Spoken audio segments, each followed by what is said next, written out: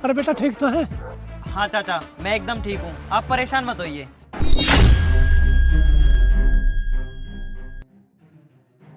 अबे ओ फौजी, तुझे मरने के लिए मेरी गाड़ी मिली थी? हाँ अरे नहीं मैडम, आपको गलतफहमी हुई है।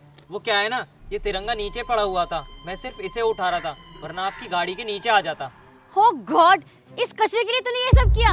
अबे ओ पागल, इस कचरे की वजह से ना तेरी जान चली जाती है आज। क्या कहा मैडम तुमने, जरा दोबारा बोलो। बहरा है, सुनाई नहीं दिया? इस कचरे की वजह से तेरी जान चली जाती। तुम्हारी हिम्मत कैसे हुई हमारे देश के तिरंगे को कचरा बोलने की?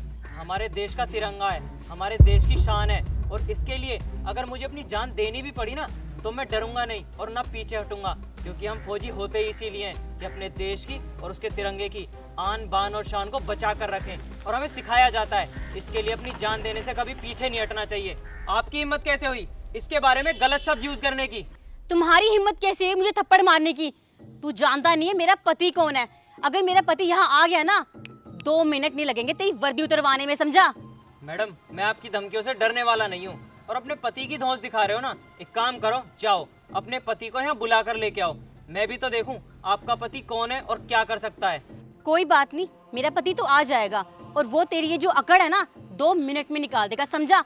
तू यहीं खड़ा रहियो, कहीं जाना मत। इन धमकियों से मुझे डर नहीं लगता मैडम, मैं भारत देश का फौजी हूँ, और हाँ, सीना तान कर यहीं खड़ा मिलूंगा। जाइए बुला कर लाइए अपने पति को, मैं पैर पीछे हटाने वालों में से नहीं हूँ। आप अपना काम संभालिए जाके, इससे मैं अपने आप निपट लूंगा।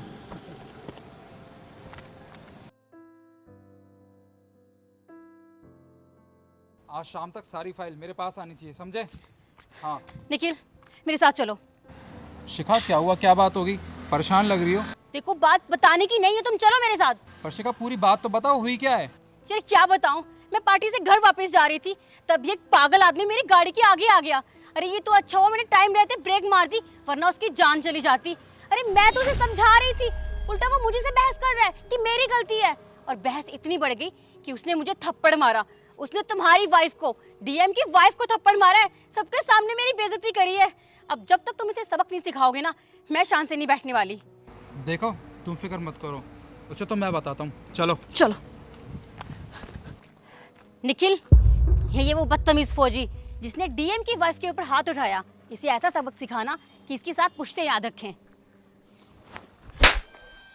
तुमने मुझे क्यों मारा? शिखा, जो तुमने हरकत की है ना, उसके लिए तो एक तमाचा भी कम है। तुम्हें दिखाई नहीं दे रहा? सामने एक फौजी खड़ा है, इस देश का जवान, और तुमने इनके साथ बदतमीजी की। शर्म आनी चाहिए तुम्हें।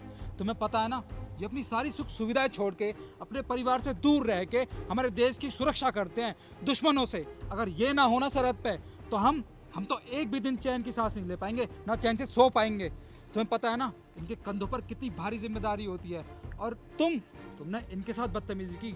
शिखा, मैं भी एक गवर्नमेंट ऑफिसर हूँ, और मुझे पता है इस मुकाम तक आने के लिए ना कितनी कड़ी मेहनत करनी पड़ती है, अरे कितने त्याग देने पड़ते हैं। और शिखा, मुझे तो शर्म आती है तुम्हें अपनी बीवी कहते हुए। अगर तुम्हारी आंखें खुल गई हो ना, तो माफी मांगो इनसे। मैं इनसे माफी? शिखा, मैं जितना कह रहा हूँ सिर्फ उतना करो, माफी मांगो। सर, मुझे माफ कर दीजिए, मैं जानती हूँ मुझसे बहुत बड़ी गलती हो गई। मैं कैसे भूल गई कि मेरे सामने एक फौजी खड़ा है। अरे वो फौजी जो हमारे लिए, सिर्फ हमारी सुरक्षा के लिए सरहद पर खड़े रहते हैं। प्लीज़ मुझे माफ़ कर दीजिए। हाँ, मैं जानती हूँ कि मैं इस काबिल तो नहीं हूँ, पर फिर भी मैं आपसे हाथ जोड़ के माफ़ी मांगती हूँ। देखिए मैडम, आप माफ़ी के काबिल तो हो नहीं, पर खैर आपको आपकी गलती का पछतावा है, आपको समझ आ चुका है कि आपसे क्या गलती हुई है, तो उसके लिए मैं आपको माफ़ कर देता हूँ। पर आपको एक चीज़ समझना बहुत ज़्यादा ज़रूरी है कि ये जो भी हरकत आपने की, ये आप जैसे ना एक दिन के देशभक्त बनने के लिए, फॉर्मेलिटीज़ पूरी करने के लिए जो लोग होते हैं ना, उनमें से आप एक हो। वही ऐसी चीज़ें करते हैं।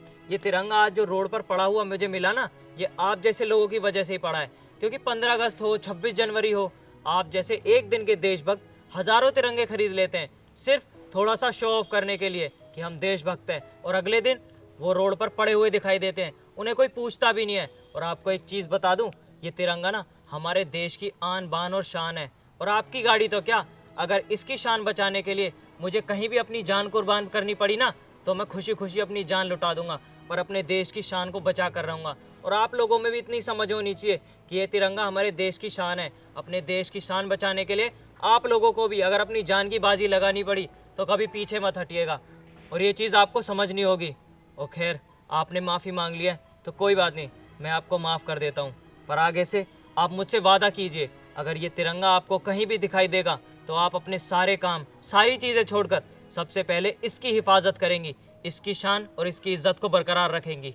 जी सर, आपने जो भी कहा है मैं उस बात को हमेशा याद रखूंगी, और जहाँ कहीं मुझे ये तिरंगा दिखेगा मैं आपसे वादा करती हूँ कि पहले इसकी हिफाजत करूँगी। चलिए मैं चलता हूँ, मुझे लेट हो रहा है। जय हिंद। जय हिंद।